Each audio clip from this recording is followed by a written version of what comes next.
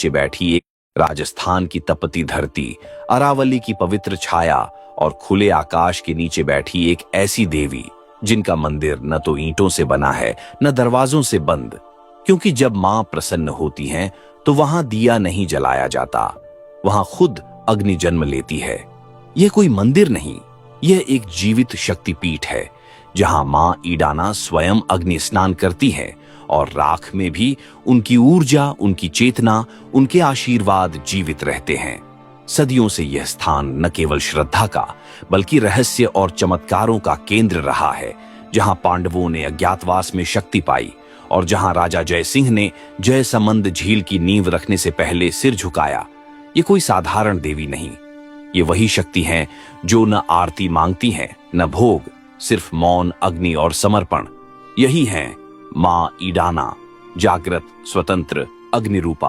तो आइए बिना एक पल और गंवाए हम प्रवेश करते हैं उस रहस्य में जहां अग्नि बोलती है और मां की मौन उपस्थिति सृष्टि का संचार करती है। ये केवल एक कहानी नहीं, ये मां ईडाना का आह्वान है। राजस्थान के उदयपुर जिले में अरावली की गोद में स्थित ईडाना माता का मंदिर न तो किसी ऊंचे शिखर पर बना है, न ही इसमें चार दीवारी या दरवाजे हैं।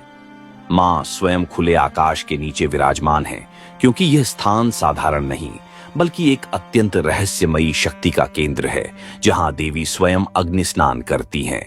मंदिर में कोई पुजारी नहीं, कोई नियमित आरती नहीं, फिर भी भक्तों की भीड़ कभी थमती नहीं।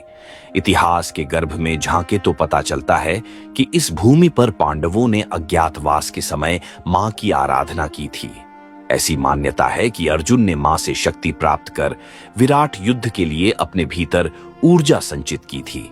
बाद में जब महाराणा जयसिंह ने राजस्थान की सबसे बड़ी कृत्रिम मीठे पानी की झील जयसमंद का निर्माण आरंभ किया, तो मां ईडाना की कृपा प्राप्त करने के लिए यहां विशेष पूजा अनुष्ठान कराया गया। तभी से यह स्थल केवल एक मंदिर नहीं बल्कि चमत्कारों का जीवंत केंद्र बन गया। यह कोई मानव प्रायोजित आरती या दीप नहीं है, बल्कि देवी की स्वयं की लीला है, जिसमें एक दिन बिना किसी आग या चिंगारी के मूर्ति के पास आग प्रकट हो जाती है।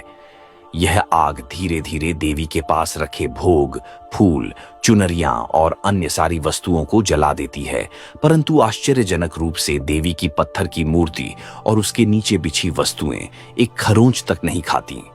वैज्ञानिकों ने इसे समझने की कोशिश की, पर कोई ठोस उत्तर नहीं मिला। कोई ईंधन, कोई गैस लीकेज, कोई केमिकल रिएक्शन, कुछ भी नहीं। सब कुछ आग में स्वाहा हो जाता है, लेकिन देवी सुरक्षित और शांत। यही है अग्नि स्नान का रहस्य, बिना किसी मानव प्रयास के शुरू हुई आग जो स्वयं बुझ जाती है। चमत्कार की बात यहीं समाप्त नहीं होती। कई भक्तों के अनुसार जो व्यक्ति अपनी मनोकामना लेकर ईडाना माता के दर्शन करता है और यदि अग्नि स्नान का साक्षी बन जाता है, तो उसकी इच्छा निश्चित रूप से पूर्ण होती है। यह मां की प्रसन्नता का संकेत माना जाता है। कई बार आग इतनी तीव्र होती है कि पास रखे पत्थर तक काले हो जाते हैं, पर देवी का तेज अडिग रहता है। मंदिर की मिट्टी तक सुगंधित हो जाती है, यहां तक कि अग्नि स्नान के बाद वहां की राख को भक्त तावीज या रक्षा के रूप में अपने साथ रखते हैं। सबसे रहस्यमयी बात यह है कि यह मंदिर आज तक बंद चार दीवारी में नहीं बनाया गया। न तो वहां कोई छत है न दीवारें, क्योंकि ऐसा विश्वास है कि मां को बंधन पसंद नहीं और वो जब चाहें अग्नि रूप में प्रकट होती हैं। यदि मंदिर को बंद किया जाए तो अग्नि भीतर फूट सकती है, जिससे बड़ा संकट उत्पन्न हो सकता है।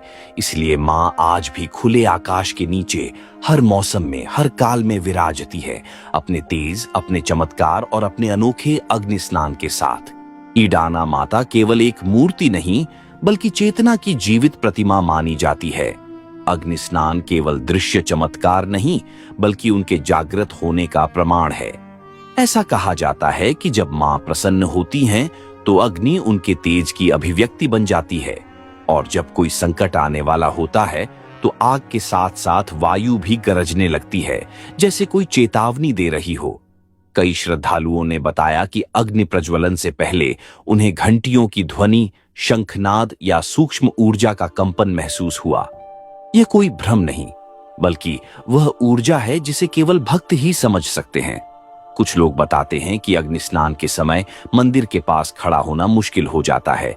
हवा गर्म हो जाती है, पर शरीर को नुकसान नहीं होता, जैसे कोई ऊर्जा कवच वहां बना हुआ हो।